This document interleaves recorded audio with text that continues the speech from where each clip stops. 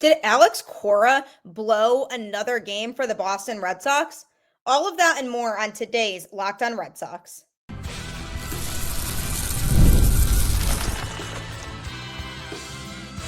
You are Locked On Red Sox, your daily Boston Red Sox podcast.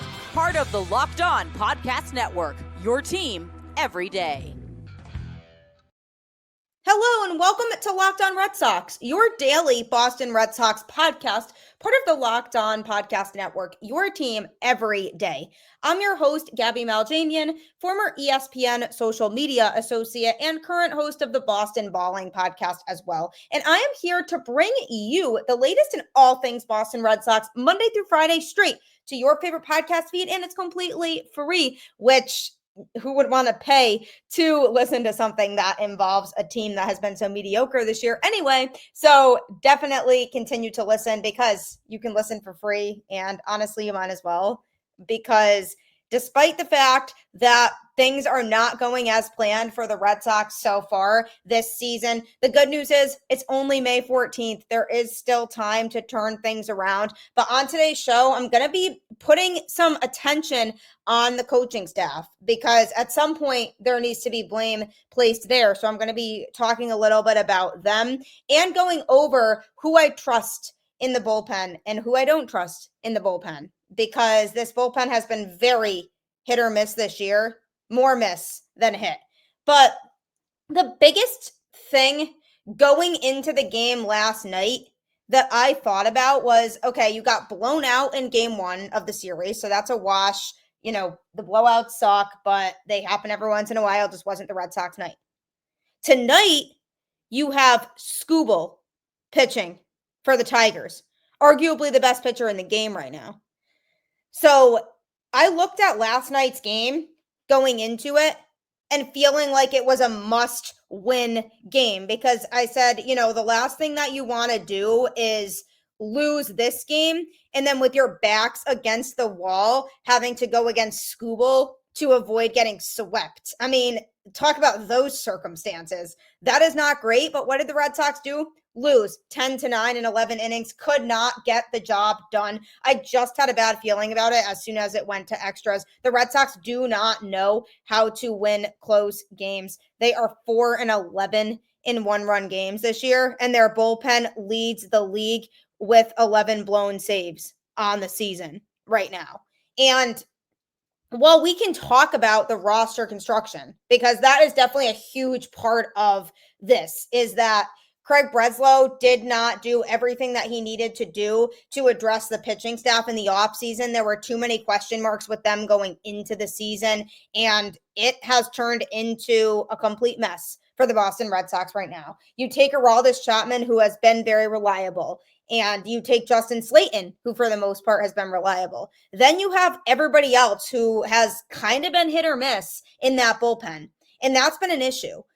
So we kind of saw a little bit of that in last night's game. Garrett Whitlock came into the game, which first Brian Bayo came in through 4 2/3, giving up 6 hits and 3 runs, but 2 of those were earned. He walked 2 and had 4 strikeouts. The biggest thing here is that he threw 92 pitches total and only 55 for strikes. His ERA is a 2.33 right now. So a lot of people might look at that and say, oh, wow, you know, that's pretty good. But the ERA does not reflect how things have been going for Bayo this season because his command is still very much off, despite the fact that when he was out there, he seemed like he was in control because he wasn't giving up a lot of runs. He was not able to really grasp the strike zone. And what happened was that he ended up getting into a situation where he was throwing lots of balls and his pitch count got really worked, which is why he had to get pulled in the 5th inning like he did. So definitely annoying there. But then Justin Wilson came in to relieve him in the 5th. He was fine, no runs, unscathed. Then Garrett Whitlock comes in the 6th inning, and then you look at how he did. So 1 inning for him, 1 hit and 3 earned runs because he gave up a homer in the game. He struck out 3 and walked 1, but it ended up being a go-ahead home run that he gave up to the Tigers. So looking back on it, if he doesn't give up the lead in that 6th inning, the way that Alex Cora managed the bullpen would have probably been different for the rest of the game. And it all becomes a trickle-down effect of if one pitcher isn't doing their job, then you kind of have to adjust and figure out how to best navigate the situation moving forward. So the roster for sure is definitely flawed in a way. Garrett Whitlock has been through so many injuries, and the Red Sox had tried to make him a starter. It didn't work. Now he's back in the pen trying to find his stride again, and he has hit some bumps in the road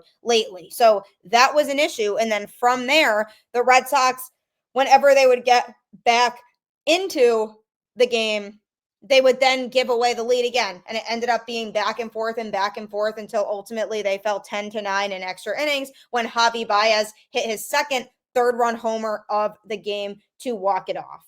Now, here's where Alex Cora comes into this because, yes, you have some problems with guys struggling. You have Garrett Whitlock, who gave up the lead earlier, and could that have impacted how the rest of the game was managed? Yes, I'm sure.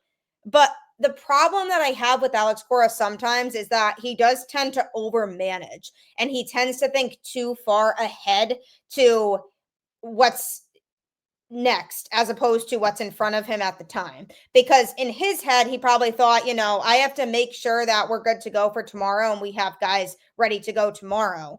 But you need to win tonight before getting to tomorrow. And I feel like some of the decisions that Alex Cora makes take him out of the present moment and more focused on the future when he really needs to be focusing on managing and winning the current game that he is in at the time. So after Garrett Whitlock threw, then Brennan Bernardino came in through 1 inning, giving up 1 hit and 1 walk with 1 strikeout. He threw 19 pitches in that inning. Garrett Whitlock, obviously 32 pitches, 1 inning, good for him, done. Can't have him throw again. Brennan Bernardino, 19 pitches in the inning that he threw, which was the 7th. Then you go to Justin Slayton in the 8th, who looked spectacular, struck out the side in the inning, threw 15 pitches, and 12 of them were for strikes. So he was very sharp. The fact that he only threw 15 pitches, couldn't he have come back in to pitch the 9th inning at that point? Because then you brought in Aroldis Chapman, your closer in the 9th inning in a tie game to get it to extras. But my problem isn't necessarily who was used. It's how long they were used for. Because when you're in a situation where you are in a tight game like that, you should be stretching guys out. Because since Slayton only threw 15 pitches in the 8th inning, he could have pitched the 9th inning. And if he had thrown the 9th, and assuming that it stays a tie game because he was sharp, then you have Chapman available to pitch the 10th inning when they start with a runner on second base. And it becomes a lot harder. So say you bring Slayton in for the 9th because he looked really sharp in the 8th, then okay, you have Chapman start warming up just in case. And if Slayton gives up a base runner in the 9th, then you pull him and you bring in Chapman to close out the inning, but then he's also still available to pitch the 10th. Because going into the 10th inning, the Red Sox had Greg Weissert throw. And I feel like with the way that Weissert has been this season, when he's on, he's been very on. When he's off, he has been a mess. And you don't know what version of him you're going to get on a given night. And tonight, we did not get the very dominant version of Weissert, ended up giving up the walk-off 3-run homer in the bottom of the 11th inning.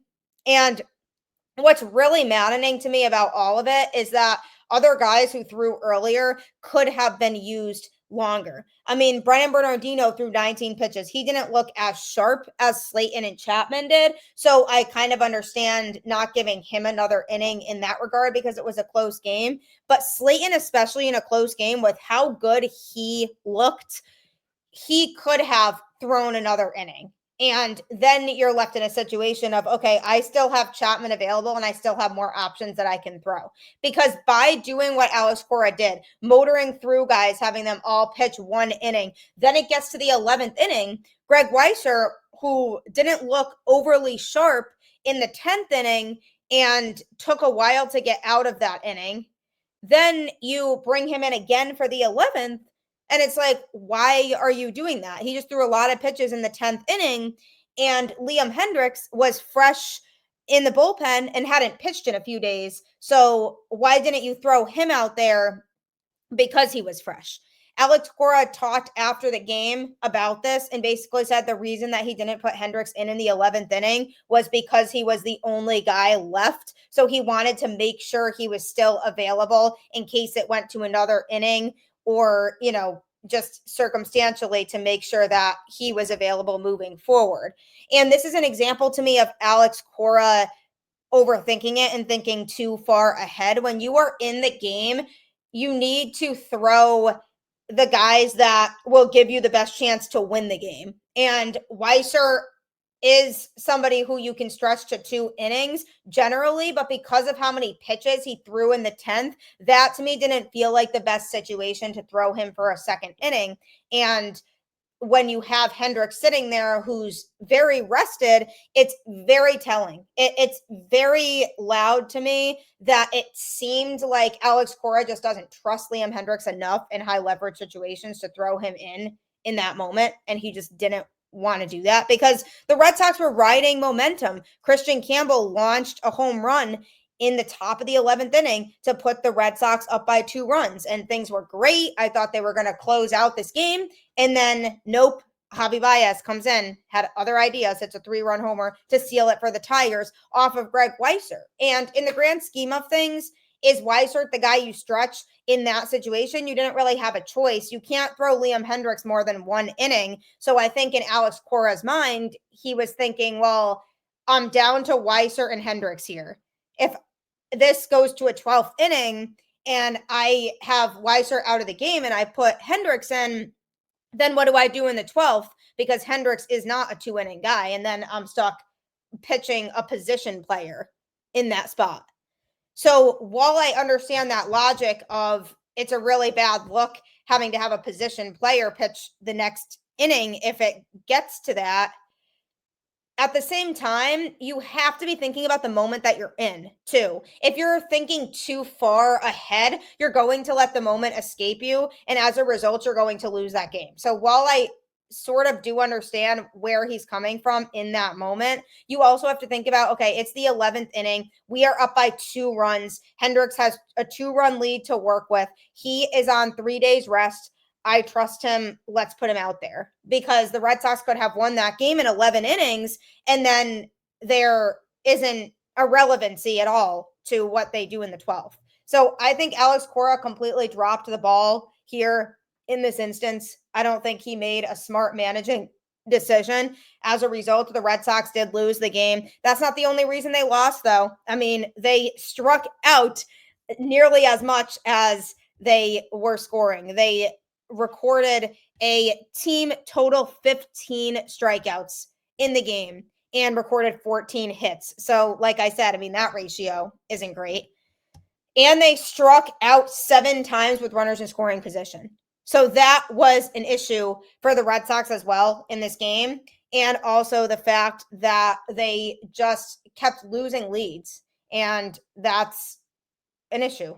That's a concern. So obviously there's other things besides the decision that Alex Cora made that caused them to lose this game. But I think he completely overmanaged that situation. He needs to start thinking a little bit more in the moment instead of thinking too far ahead all the time, because it certainly cost them this game. And coming up, somebody else should be on the hot seat for the Boston Red Sox, and I'm going to be talking about who that is next. Get the supplies you need from the site made for the skilled trades, Supply House. Whether you're in plumbing, HVAC, or electrical work, Supply House is the reliable way to order products online. Their easy-to-use website is packed with helpful resources and the latest product info to help you get the job done right. Plus, with a complete inventory of over 200,000 parts from 400 plus top brands, you'll find exactly what you need. delivered fast from coast to coast. Need help with an order? Supply House offers expert support and industry-leading service, so you'll always talk to a real person. And for trade pros looking for an extra edge, their free Trademaster program offers exclusive perks like a dedicated phone line, free shipping, and discounts on every order. Thousands of skilled professionals are already taking advantage. Now it's your turn. Join the Trademaster program today at supplyhouse.com/TM and start ordering plumbing, HVAC, and electrical supplies with just a few clicks. Plus, use promo code SH5 for 5% off your first order. That's supplyhouse.com.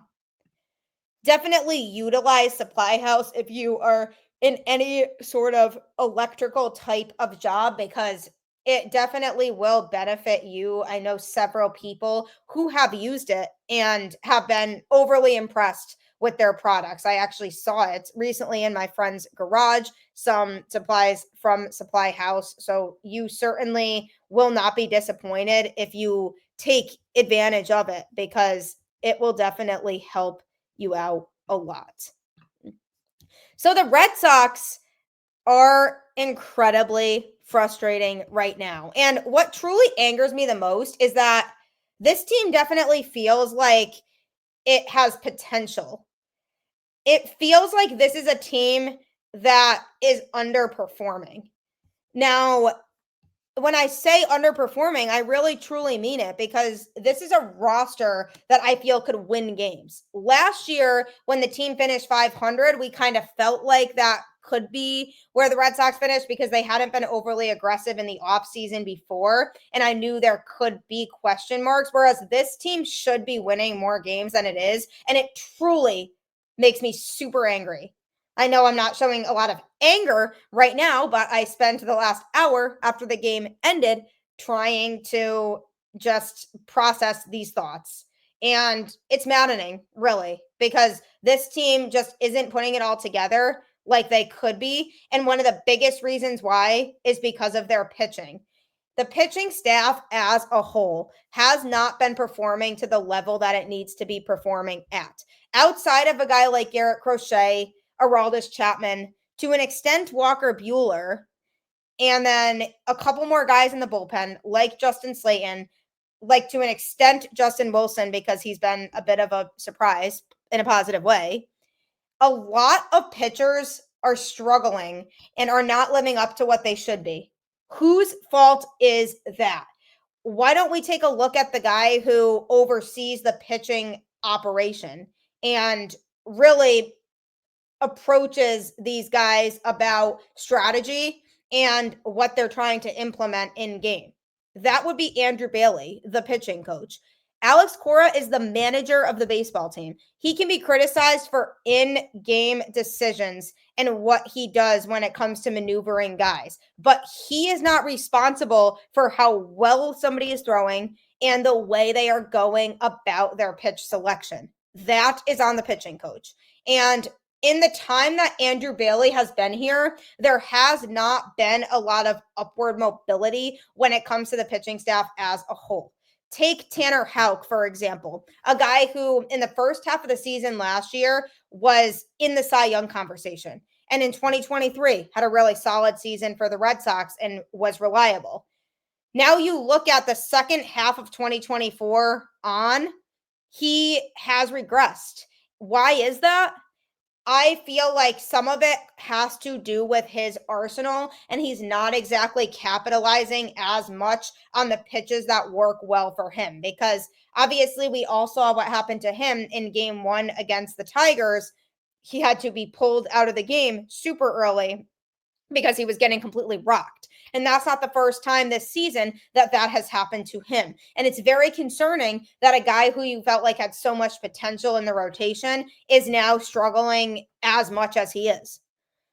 Then you look at a guy like Brayan Bello, who earlier on in his time with the Red Sox had shown a ton of potential as a potential 1 or 2 starter for this team. Obviously, early on with a small sample size, it was hard to really pinpoint for sure that could be the case. But you're looking at a guy like Bello and feeling like there's more in the tank than what he's giving. And I like Bello's stuff. He has a good arsenal of pitches that he throws and implements that I think he needs to continue doing. The problem with him is command. He's not able to locate the strike zone as much as he should be. And I wish Andrew Bailey would work with him more on making sure that he's identifying the pitches that he's seeing well and he's not seeing well. For example, when you look at a guy like Chapman, his fastball doesn't always have the best command. He throws it at 103 miles an hour, but it's not always thrown in the strike zone. And when it's not, he's very good at adapting to that. He still relies on his fastball the most out of all of his pitches. It's his strongest pitch, no doubt about it. But if he's not seeing that pitch well, he's able to adjust. And that's what a veteran pitcher does. Brian Bayo doesn't seem to recognize or have the ability as much to adapt to that and kind of change up his approach for the day because of the fact that he may be struggling to locate certain pitches.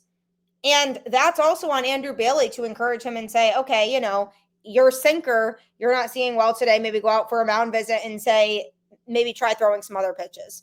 And I don't get a sense that these guys are really adapting on the fly as much as they should be. And if something's not working for them in game, they're not really varying their pitches as much as they should be moving forward for the rest of the outing.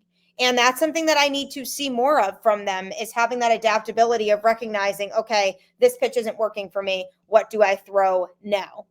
On the flip side of that, you have a guy like Lucas Giolito, who in his second start back with the Red Sox struggled a ton and was only really relying on his fastball and his changeup. He's a guy who the Red Sox feel like could be a key piece of this rotation, but in that outing, it was the changeup and the fastball primarily. And that was not going well for him. The Rangers picked up on that very quickly, and they were able to hit them, and his fastball velocity was not high enough for him to get away with not throwing any other pitches. So he made an adjustment, and in his most recent start, he implemented a couple more pitches back into his arsenal, and he ended up having a lights out start for the Red Sox. And that's a good example of what's happening here. But you look at the bullpen too, and the bullpen has struggled for a while. Not just this season. The bullpen has had issues the last few years. And last year, it was the primary reason why the Red Sox were a 500 team and missed the playoffs.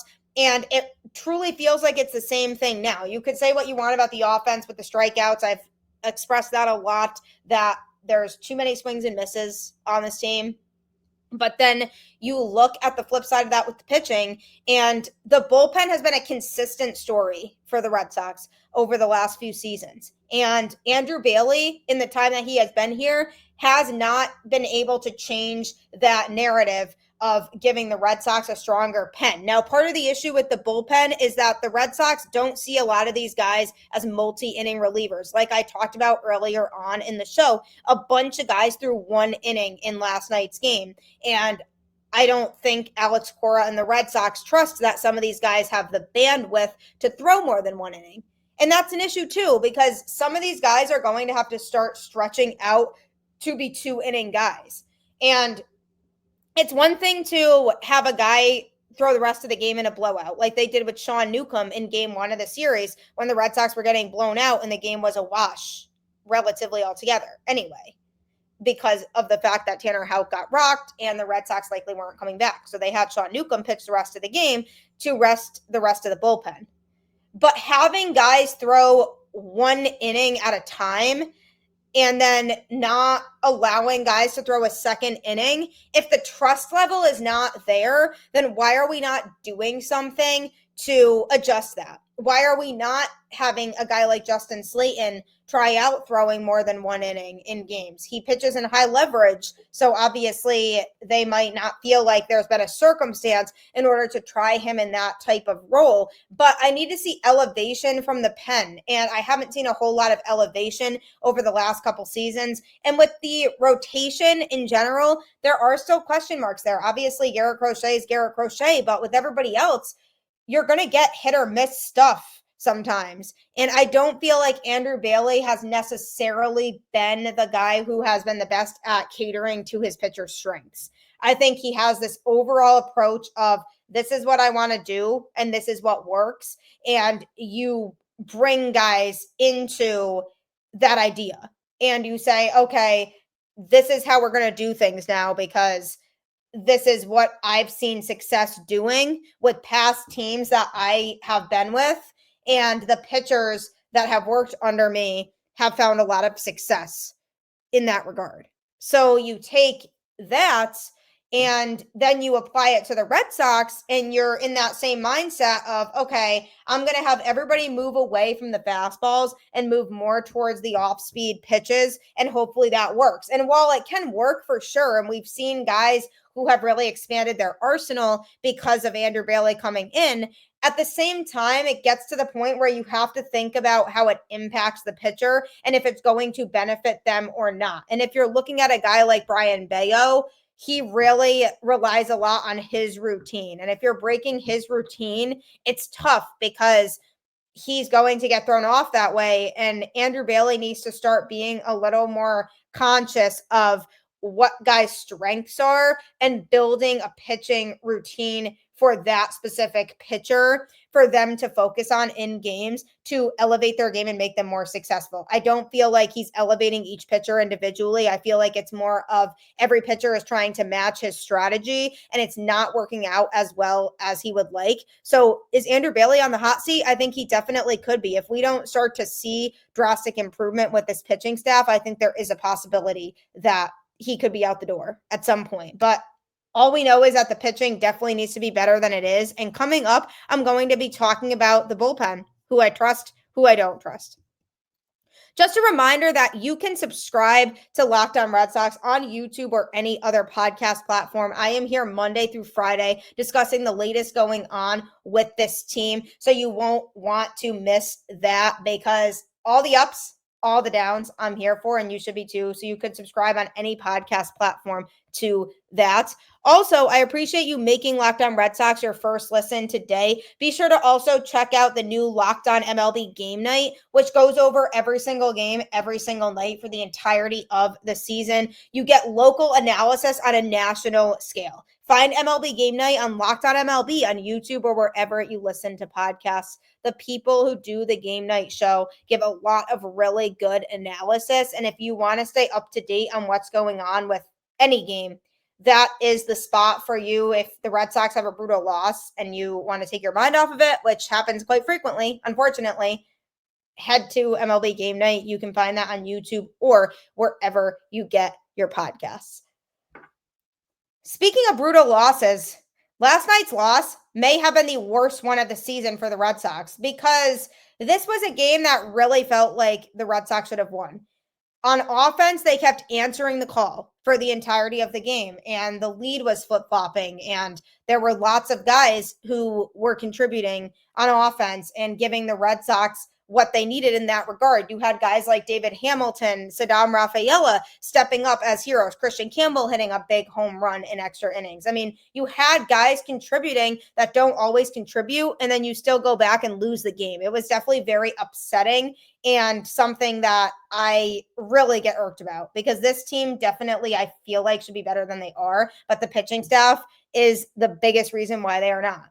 Now, when it comes to the pitching staff, the bullpen has been struggling, and my bullpen trust level is wearing thin with some of them. The guy in the bullpen right now who I trust the absolute most is Aroldis Chapman. I mean, it is what it is. We all know how we feel about him as a person, but as a pitcher, he has been very reliable for this Boston Red Sox team. Goes out there, throws 103 heaters, and gets the job done. He's number one on my trust list. Number two is Justin Slayton. Even though he hit some bumps in the road, I still feel like Slayton is a guy that I would go to in high leverage. Sure enough, he looked really good in his part of the outing last night. He went in the 8th inning and struck out the side. He did have a couple outings in which he struggled, but he seems to be back on track now. So Justin Slayton is definitely the number two guy that I trust in the pen as of right now in this moment. Number three that I would trust right now in this moment might come to you as a little bit of a surprise, but I would say Justin Wilson. He's a guy who has been slightly hit or miss, but for the most part, he actually has been getting the job done when he's been out there, and all of his underlying metrics are good. He's definitely going out there with a good approach, and he's able to get guys out. And his numbers from last year didn't appear to be very promising for him, but he has actually thrown a lot better than I expected. So props to him. He would be next in line. The next person in line that I would say I trust out of the Red Sox pen right now is Brennan Bernardino. And obviously, Bernardino is shaky. He's a hit or miss guy as well. He's a guy who you don't really know what you're getting from him on a regular basis.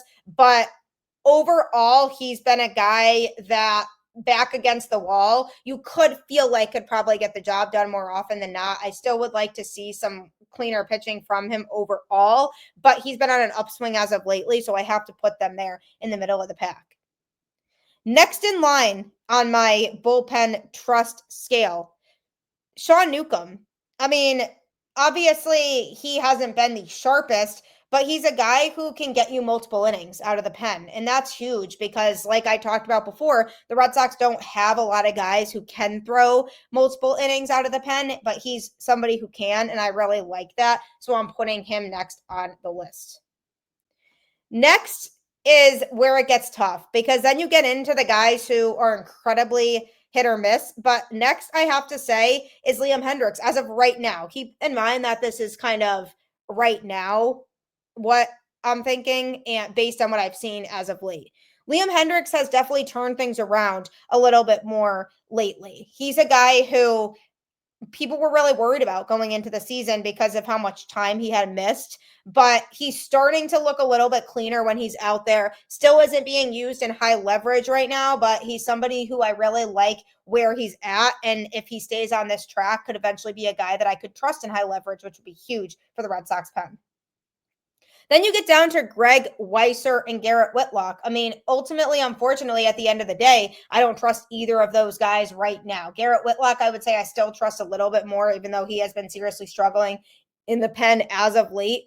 But Greg Weisser has been incredibly hit or miss. I mean, he was throwing the ball very well to start the season. But the problem I have with him isn't necessarily always his execution. It's more a matter of the situation that he's pitching in. And when you need him to pitch very well, he doesn't really. So it could go either way with him or Whitlock, which one you trust more. Whitlock, as of late, has been struggling a lot more than Weisser, but overall, when you put those two pitchers together, I still think Whitlock is the better pitcher of the two. But either way, it's not great. The only guys I really feel 100% confident in overall are Slayton and Chapman. And that is a roster construction issue. That goes back to Craig Breslow. Alex Cora needs to work with the roster. He has. And I still feel like Andrew Bailey's pitching strategy needs to be put into question a little bit here. But hopefully this team is able to get back on track. We really need it. I am so sick of watching another 500 baseball team.